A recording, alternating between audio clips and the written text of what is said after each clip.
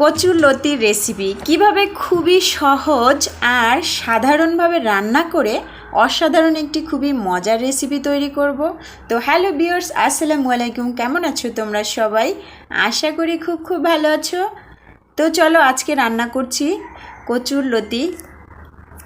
তো প্রথমেই আমি দিয়ে দিয়েছি সরিষার তেল, তারপরে দিয়ে দিব পেঁয়াজ কুচি, তারপরে দিয়ে দিব রসুন কুচি, দিয়ে দিব 1 টেবিল চামচ হলুদ গুঁড়ো, দিয়ে দিব 1 চামচ মরিচ গুঁড়ো, দিয়ে দিব স্বাদমতো লবণ, তারপরে দিয়ে দিব আমি একটি মাঝারি সাইজের টমেটো দিয়ে তারপরে দিচ্ছি চিংড়ি মাছ। আমি চিংড়ি মাছগুলোকে এভাবে ছোট ছোট টুকরো করে নিয়েছি যাতে সব কিছুর সাথে সুন্দরভাবে মিক্স হয়ে যায়, দেখতেও বেশ ভালো লাগে।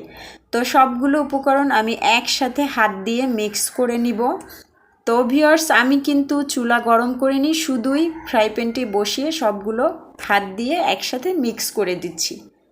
তো এরপরে দিয়ে দিব আমি কচুর লতিগুলো আমি দিয়ে হাত দিয়ে কিন্তু মাখিয়ে দিব সব একসাথে।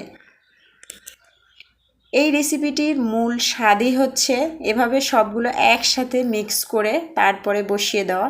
মিক্স করা হয়ে গেছে, এখন আমি চুলা অন করে দিব। মাঝখানে দিয়ে দিব আমি কয়েকটি কাঁচামরিচ। আমি 3টা কাঁচামরিচ সুন্দর করে কেচি দিয়ে কেটে দিয়ে দিয়েছি। আমি ঝাল একটু কম খাই, তাই খুবই কম দিয়েছি। তো এভাবে দিয়ে আমি চুলার আঁচটি বাড়িয়ে দিয়ে মোটামুটি একদম মিডলে রাখবো। আমরা খুব বেশি হাই হিটও দিব না এবং একদম স্লো দিব না।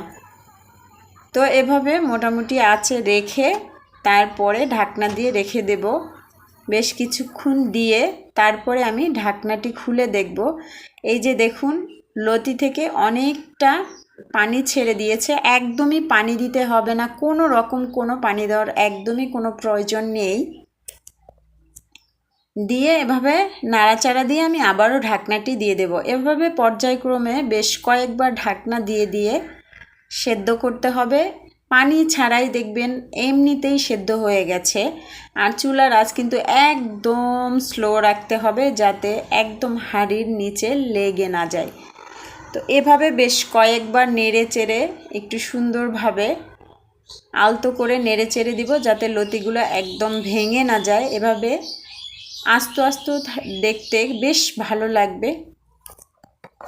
তো সেজন্য আমি খুব বেশি নাড়াচাড়া দিইনি, এভাবে বারবার একটু আলতো করে আমি উল্টে পাল্টে দিচ্ছি যাতে একটা পাশ হয়ে গেলে অপর পাশটিও সমানভাবে হয়।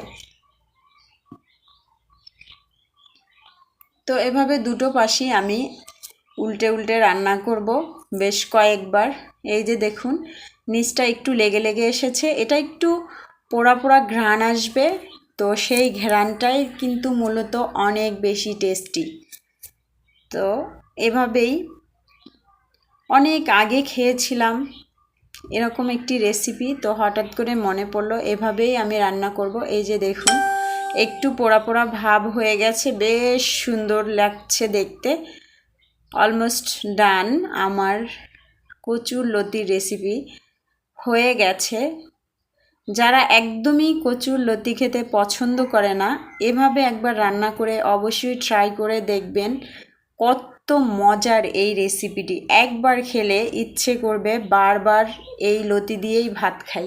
আমার বর তো খুবই পছন্দ করে আমার এই রান্নাটি, আর আমার বাচ্চাও কিন্তু এই লতি দিয়েই ভাত খায়। যেদিন আমি এই রেসিপিটি তৈরি করি ওরা কিন্তু একদম প্লেটে সব ভাত শেষ করে ফেলে এভাবেই এই লতি দিয়ে ভাত খেয়ে। তো যাদের বাচ্চারা খেতে চায় না তাদের জন্য বলছি একটু ঝাল কম দিয়ে এভাবে রেসিপিটি করে দেখবেন, বেশ মজা করে খাবে। এই যে দেখুন, দেখতে বেশ লোভনীয় হয়েছে। সবাই আমার জন্য দোয়া করবেন। আল্লাহ হাফেজ।